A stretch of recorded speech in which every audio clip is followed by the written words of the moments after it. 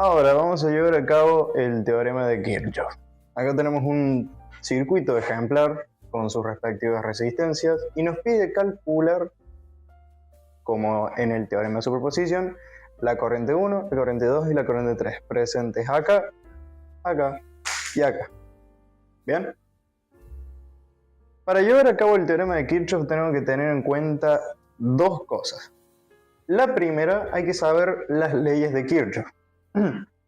La primera ley de Kirchhoff era la ley de las corrientes, presente en circuitos en paralelo, que decía que la suma de todas las corrientes, es decir, de todas las ramificaciones de las corrientes en sus ramas del paralelo, da la corriente total del circuito. Eso es fácil. La segunda ley de Kirchhoff nos decía, esta es la alternativa, pero la original de Kirchhoff nos dice o nos explica que las caídas de tensiones deben dar como resultado la tensión total del circuito. Es básicamente lo mismo que las corrientes, nada más que las corrientes se aplican en circuitos en paralelo, que es donde se ramifica la corriente, mientras que la segunda ley de Kirchhoff se utiliza en circuitos en serie, porque en circuitos en serie es donde tenemos distintas caídas de tensión a lo largo del cable. La alternativa de la segunda ley de Kirchhoff nos dice que si nosotros hacemos la diferencia o restamos entre la tensión total del circuito o el voltaje total del circuito menos las caídas de tensiones que puedan existir en el circuito, debe dar 0. Es lógico. Si por ejemplo tenemos 10 voltios y tenemos 5 caídas de tensión de 2 voltios, si restamos 10 menos 2, menos 2, menos 2, menos 2, menos 2, da 0. Así que esta es una alternativa de poder escribir la segunda ley de Kirchhoff, que es la que nos sirve para este teorema. Si nosotros unimos estas dos leyes, la primera y la segunda, obtenemos esta ecuación, que básicamente se basa en que el voltaje total es igual a la corriente que pase por determinada resistencia por su resistencia, que esto equivaldría a la fórmula de la caída de tensión de la resistencia 1, es básicamente escribir esto, pero descompuesto por ley de Ohm, recordando que tensión es igual a corriente por resistencia, o resistencia por corriente. Y si a su vez le sumamos la caída de tensión de R2, o también descompuesto por ley de Ohm, la corriente que pasa por R2 por la R2 y así sucesivamente, tendría que dar la tensión total. Esta fórmula es la que tenemos que usar para este teorema, pero también de una forma invertida. Ya vamos a ver cómo. Para el teorema de Kirchhoff necesitamos plantear tres ecuaciones. La primera va a ser de la siguiente forma. La primera ley es sobre las corrientes, que habíamos dicho que la suma de las corrientes debe dar la total.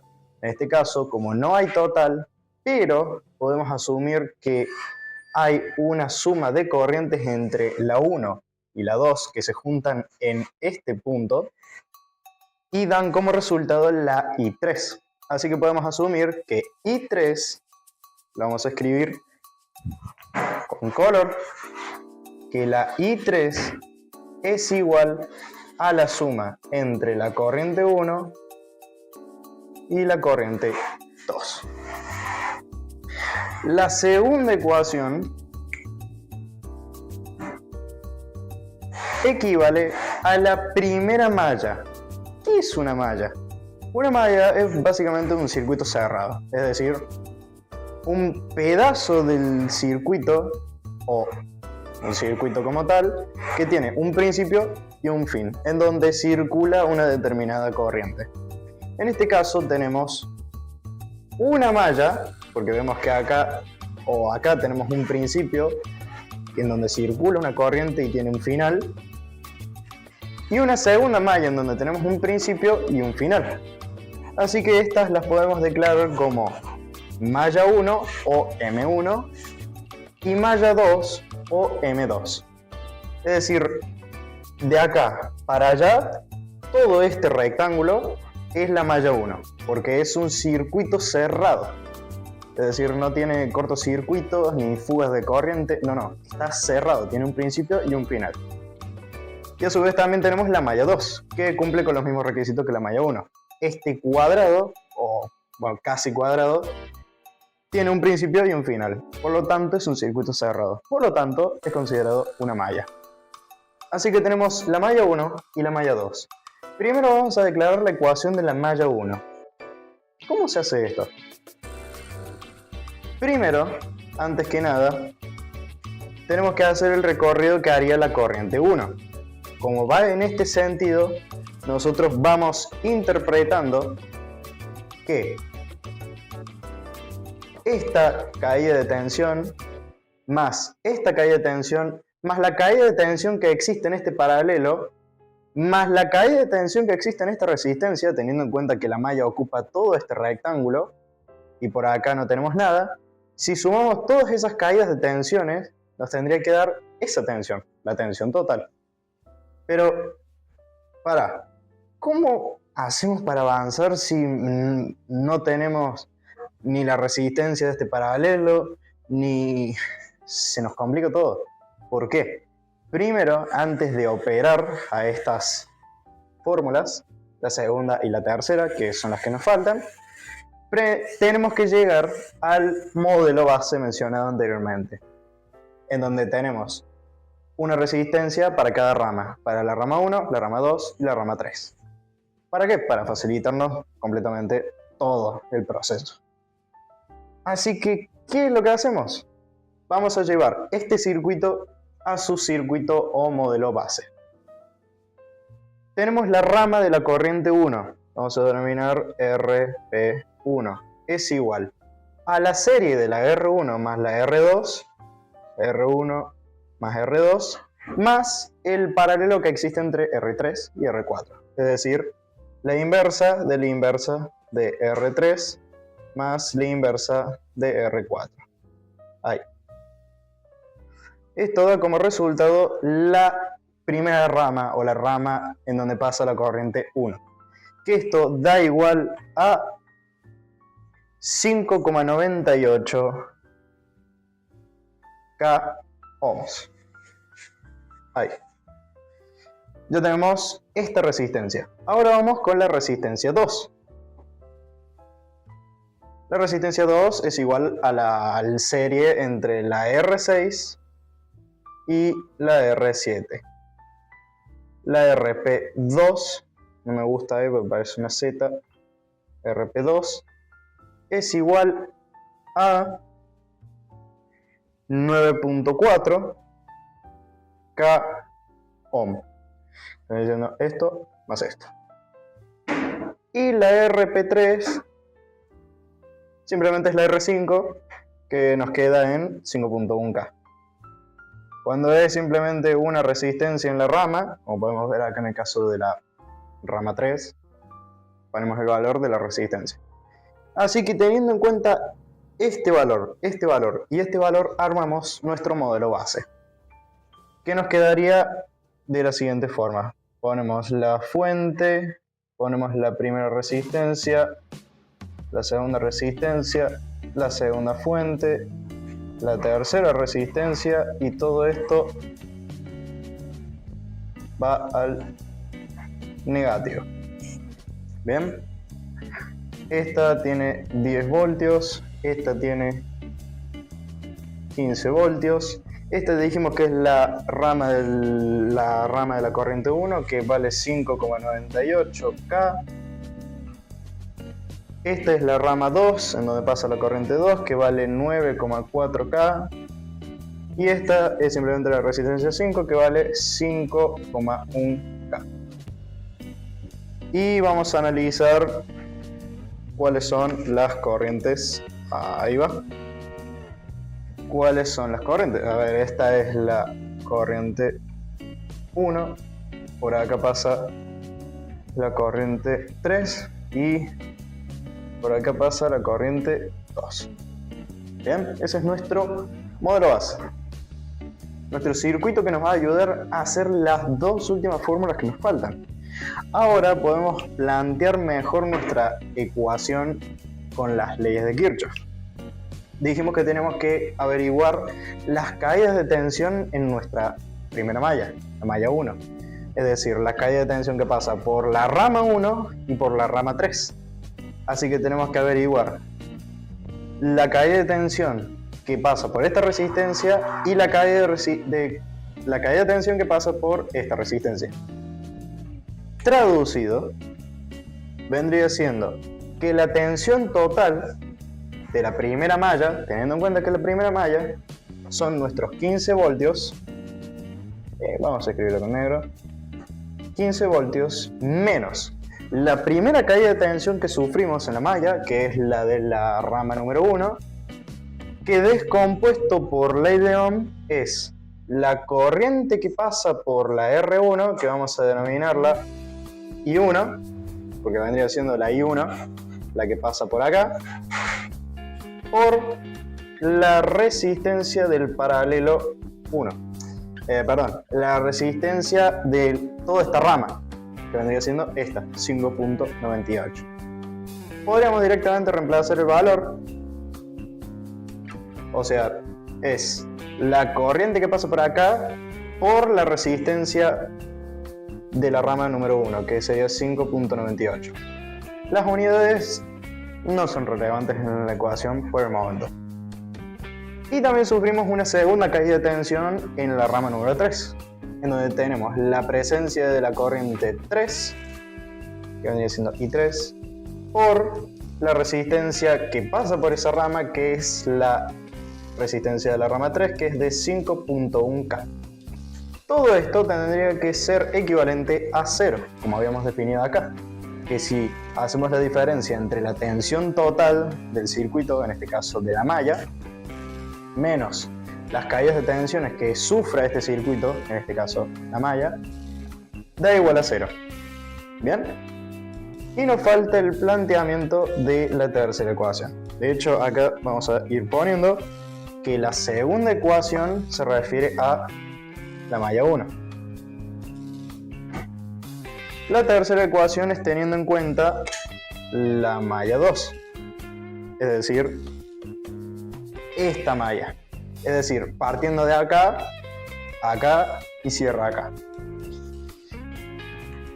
Lo mismo, tenemos en cuenta la tensión total de esta malla, que es 10 voltios.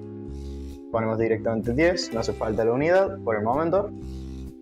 Luego sufrimos la caída de tensión de la rama número 2, es decir, de la corriente 2 por, en nuestro modelo base, la resistencia equivalente a la rama 2, que es 9.4. 9.4. Y también sufrimos otra caída de tensión, pues por ahora estamos acá, pero la malla sigue por acá y continúa su trayecto en la rama 3. Así que nuevamente escribimos que la caída de tensión en la rama 3 es, por ley de Ohm, la corriente 3 por la resistencia equivalente a la rama 3, que son 5.1. Y esto es igual a 0. De nuevo, según esta ley de Kirchhoff, la tensión total de la malla menos la caída de tensión de la rama 2, o la rama por la que pasa la corriente 2, ¿ven? Menos la caída de tensión que pasa por la rama 3, o la rama por la que pasa la corriente 3, da igual a 0. Las caídas de tensiones se descomponen por ley de Ohm, que vendría siendo corriente por resistencia, que vienen siendo las corrientes por las que sufren esas caídas de tensión por las resistencias de las ramas. Una vez ya planteadas las ecuaciones, podemos llevar a cabo, ahora sí, el teorema de Kirchhoff.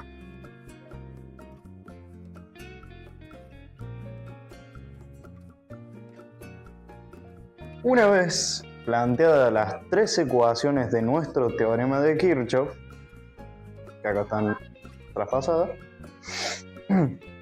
tenemos que llevar a cabo una continua sustitución de valores para que podamos alcanzar una de las corrientes, y esa corriente nos va a llevar a la otra, y esas dos nos van a llevar a la última, recordando que son tres corrientes las que debemos calcular. ¿Cuál es la primera que debemos operar? La de la malla número 2. Esta es la primera ecuación que debemos usar o tener en cuenta. Es decir, nuestros 10 menos i2 por 9,4 menos i3 por 5,1, todo esto igual a 0. ¿Qué hacemos con esta ecuación? Seguramente se preguntan, o sea, tenemos dos incógnitas. ¿Se puede resolver esto? De poder, se puede, pero no sabemos cómo resolverlo totalmente. ¿Qué debemos hacer? Debemos llevar a cabo un proceso de sustitución. ¿En dónde? Esta i3 va a pasar a ser esto. ¿Por qué? Porque i3 es igual a i1 más i2. Tiene sentido. Así que reemplazamos 10 menos i2 por 9,4 menos, el menos que está acá en el inicio no se cambia. Y acá entre paréntesis voy a poner el reemplazo o sustitución, que vendría siendo i1 más i2. Todo esto multiplicado por 5,1, que era nuestra resistencia equivalente de la rama 3. Todo esto igual a 0. ¿Y ahora qué hacemos? Esto, como está multiplicando, va a ser distributiva. Muy bien. 10 menos i2 por 9,4. Antes de ir con la distributiva, reconocer que cuando tenemos un signo menos al frente de un paréntesis, este signo menos modifica todos los signos que estén dentro del paréntesis. Es decir, esta i1 que tiene un signo positivo va a pasar a tener un signo negativo. Esta i2 que tiene un signo positivo va a pasar a tener un signo negativo. Muy bien. Así que, como dijimos, i1 va a pasar a tener signo negativo. i1 por 5,1 es simplemente i1 por 5,1. No se puede hacer más nada. Dijimos que i2, como es positivo, pasa a ser negativo. Así que pasa a ser menos i2 por 5,1, que simplemente es i2 por 5,1. Igual a 0. Muy bien. Y ahora, ¿qué hacemos? Si nos damos cuenta, si nos frenamos un segundo, si nos paramos a revisar, vemos que este término con este término son iguales. O en matemáticas se dice términos semejantes. ¿Qué se hace con esto? Factor común, o básicamente unir sus términos dejando la parte indeterminada, en este caso menos i2. Para que se den cuenta qué es lo que acabo de decir, simplemente es copiamos la misma indeterminada o la misma incógnita, en este caso menos i2, y ahora simplemente sumamos sus coeficientes o los números a los que estaban multiplicados. En este caso 9,4 de este término más 5,1. Y no nos olvidemos del menos i1 por 5,1. Todo esto es igual a 0. Si nosotros sumamos esto, nos da igual a 10 menos i2, 9,4 más 5,1 es igual a 14,5 menos i1 por 5,1, todo esto igual a 0. Ahora, ¿cómo se procede, Tiago?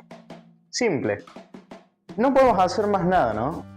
Pero nosotros vamos a despejar i1. ¿Cómo hacemos eso? Este término, o sea, el de i1, que está restando, va a pasar sumando al otro lado. Así que pasa 10 menos i2 por 14,5. Todo esto es igual a i1 por 5,1 positivo. Este 5,1 que está multiplicando va a pasar dividiendo. Así que nos va a quedar 10 menos i2 por 14,5. Todo esto sobre los 5,1 que acompañaban a la i1, que ahora está solitaria. Y ahora, ¿cómo hacemos para resolver esto? Simple. Esta división se puede de algún modo partir. Es decir, que se distribuye entre los términos que hay en el numerador. En este caso, entre 10 y I2 por 14,5. Es decir, esto pasa a ser 10 dividido 5,1 menos I2 14,5 sobre o dividido entre 5,1. Esto es igual a la I1. Si nosotros resolvemos esto, nos tendría que dar 1,96 menos I2, 14,5 dividido 5,1 da 2,84. Me gusta ese número. Y esto es igual a I1. ¿Y qué hacemos con esto, Tiago? Bueno, acá ya estamos sacando otra incógnita, porque estamos diciendo un valor en relación a otra incógnita, que en este caso es I2, para dar otra incógnita, que en este caso es I1. Esta ecuación la vamos a considerar como una cuarta ecuación que la vamos a usar ahora mismo. Vamos a considerar esta como una cuarta ecuación. ¿Bien? Nosotros ahora seguimos con nuestra sustitución. ¿Cómo procedemos? Tenemos que ir con la malla 1. Vendría siendo con la fórmula de la malla 1, que sería esta, la segunda ecuación. Es decir, la copiamos como está, que son 15 menos I1 por 5,98 menos I3 por 5,1. Todo esto es igual a 0. Como hicimos anteriormente, sustituimos I3 por la primera ecuación. Ven como hicimos acá, como está en verde. Es decir, 15 menos I1 por 5,98 menos, el menos va, paréntesis, ahí, I1 más I2. Cerramos el paréntesis. Todo esto por 5,1. Todo esto es igual a 0. Como hicimos anteriormente también, hacemos la distributiva. 15 menos I1 por 5,98. Como habíamos dicho también anteriormente, cuando hay un signo menos delante de un paréntesis, le cambia el signo a todos los signos del paréntesis. Lo mismo como anteriormente, I1 está positivo, pasa a ser negativo, I2 está positivo, pasa a ser negativo. Así que esto es menos I1 por 5,1, que es simplemente I1 por 5,1, menos I2 por 5,1. Todo esto igual a 0. Ahora vemos otro detalle más. Estos dos términos, menos I1, son semejantes. ¿Qué dijimos que hacemos con los términos semejantes? Los sumábamos. Por lo tanto, sí señor, hacemos 15 menos I1 y ahora vamos a sumar los valores que acompañan a las 2 I1, es decir, 5,98 más 5,1. Y no nos olvidemos del menos I2 por 5,1. Todo esto es igual a 0. Vamos a continuarla por acá. Bien. Hacemos la suma esta. Nos tendría que dar 11,08. Así que sería 15 menos I1 por 11,08 menos I2 por 5,1. Todo esto es igual a 0. Bien. Ahora, ¿qué hacemos? O sea, estamos en el mismo punto en el que estábamos acá. Pero ahora no tenemos que pasar I2, ponele. Ahora, recordando que tenemos un valor con otra incógnita que en este caso es I2, para sacar I1, reemplazamos I1 en esta ecuación por todo esto. Es decir, 15 menos, paréntesis, voy a poner en rojo por haber puesto el 4 en rojo, 1,96 menos I2 por 2,84. Todo esto es I1. ¿Correcto? Ahí. por 11,08. No nos olvidemos del número que está multiplicando ahí 1, nunca. Menos I2 por 5,1. Todo esto es igual a 0. Ahora, ¿cómo procedemos? Este 11,08 está multiplicando todo esto, así que simplemente queda ser distributiva. Por lo tanto, 15. Otra cosa, recordemos que cuando hay un signo menos delante de un paréntesis le cambia el signo a todos los signos del paréntesis. Este 1,96 que está positivo pasa a ser negativo. 1,96 por 11,08 da igual a 21,71. Ese número también me gusta.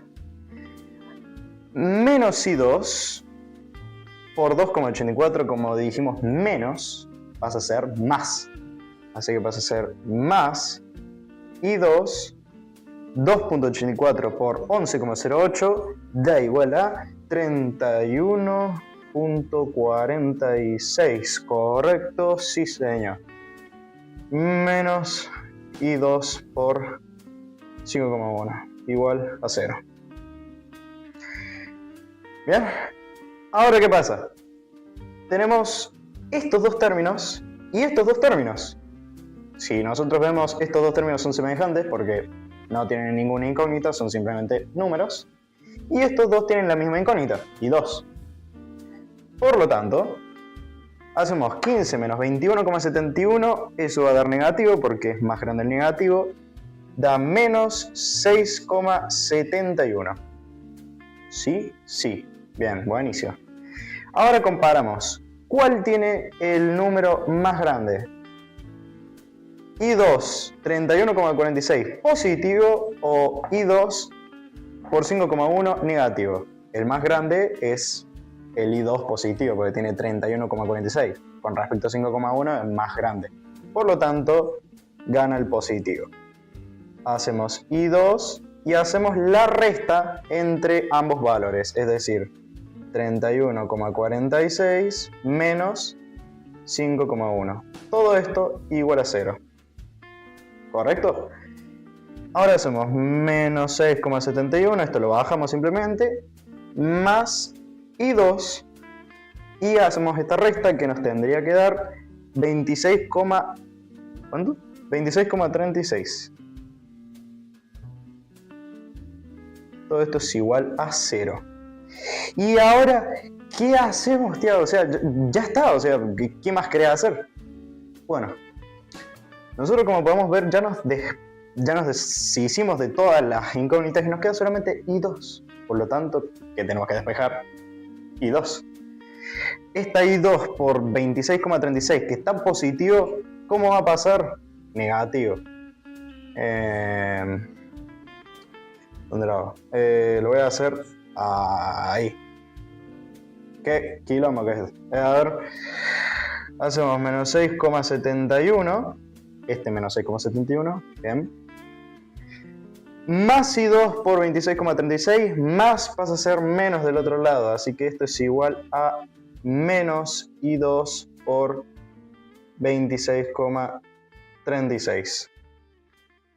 Este 26,36 negativo que está multiplicando va a pasar del otro lado dividiendo con el signo. Por lo tanto va a ser menos 6,71 dividido entre menos 26,36. El 26,36, como se llevó el signo menos de todo esto, la I2 queda positiva. Y el resultado de esto es, menos por menos va a quedar en más, y si hacemos la división nos va a quedar en,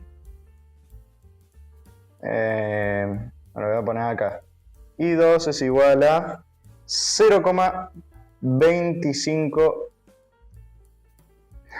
no me entra, miliamperios. Ahí vamos a borrar todo y vamos a copiar todo prolijamente, ¿cómo no? O sea, es todo un proceso de sustitución, pero entendemos, ¿no? Es simplemente ir sustituyendo los valores que ya conocemos para llegar a una sola incógnita, en este caso I2. que nos queda en 0.25 miliamperios. A ver, si nosotros borramos todo esto, ahí, tiqui, tiqui, toco, toco. Borramos esto acá, esto no nos importa, solamente nos importa una sola cosa, que es, ¿cuál? Aprobar, sí, también. No, pero ¿cuál? La I2. La I2 que la conocemos, voy a dejar ahí. Entonces I2 sabemos que vale 0,25 miliamperios. Muy bien. Entonces esto ya lo podemos borrar. Bien, hasta a mí me dolió esa desprolijidad realmente. Entonces tenemos el valor de I2. ¿Y dónde ponemos este valor de I2? Si queremos obtener otra incógnita. En una de las ecuaciones que borré acá, ya me di cuenta, en una de las ecuaciones habíamos obtenido que la I1 era igual a 1.96 menos la I2 por 2.84. Que esta la habíamos catalogado con el número 4 en rojo. De seguro se acuerdan, si no, vuelan 2 minutos atrás antes de que haya borrado. ¿Qué hacemos con esta ecuación? Bueno, ahora tenemos I2, 0,25 miliamperios, así que simplemente reemplazamos el espacio de I2 por su valor correspondiente, es decir, 1.96 menos, paréntesis, 0,25 por 2.84. Tengan en presente una cosa muy importante que es la separación en términos. Que como habíamos comentado en clase, muchos se la mandan acá. Tenemos un término y dos términos. Este término no lo tocamos por ahora. Hacemos la multiplicación que existe acá, 0.25 por 2.84. ¿La hice? No, directamente hice todo. Así que vamos a hacer el resultado total. La I1 da igual a 1.25 miliamperios. Como todo lo hice en la unidad de miliamperios, es decir, como todas las resistencias las hice en kilo ohms, los resultados de las corrientes me dan en miliamperios. Recordando que la escala, si nosotros tenemos kilo, que es elevado a la 3 positivo,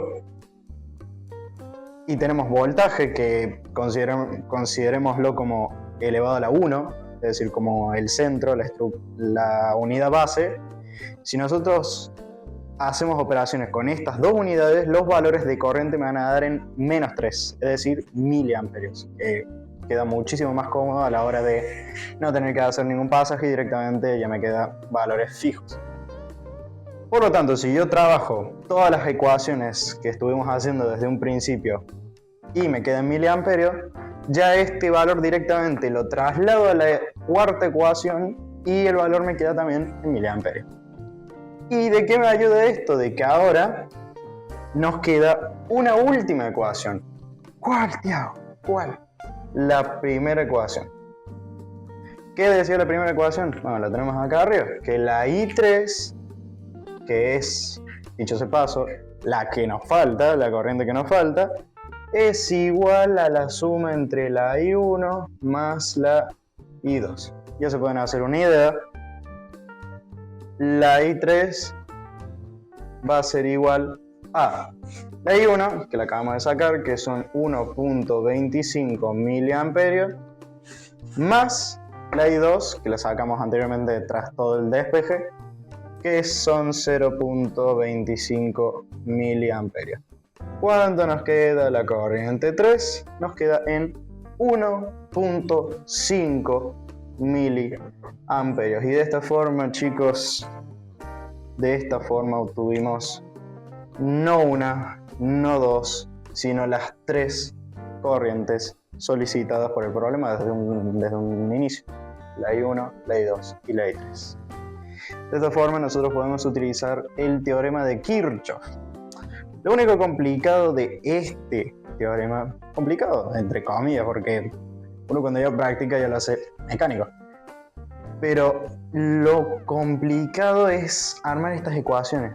¿Y por qué digo complicado entre comillas? Porque simplemente nos imaginamos una personita, ahí, una personita, un nombre de palitos te hago. Obra de arte, ojo. Este hombre de palito, para la malla 1, es decir, para la segunda ecuación, camina por la malla 1. Teniendo en cuenta que la malla 1 termina ahí. O sea, ese cortocircuito no existe, pero yo digo hasta acá. O sea, todo esto es la malla 1, ¿correcto? Entonces el hombrecito camina, tiene un principio que es la parte positiva de la fuente y un final que es la parte negativa de la fuente. Todo ese recorrido, teniendo en cuenta que lo estamos haciendo en el modelo base, para facilitar el tema de las caídas de tensiones, vamos revisando. Bueno, arranca en la tensión total, por lo tanto tenemos 15 voltios. Después se le va restando la caída de tensión que hay en la rama de la corriente 1, que si nosotros recordamos por la ley de Ohm, que no es tan difícil recordarla, que es la B y R, el triangulito de la ley de Ohm, que nosotros si queremos obtener tensión hay que multiplicar I por R, o R por I, el orden de los factores no altera el producto.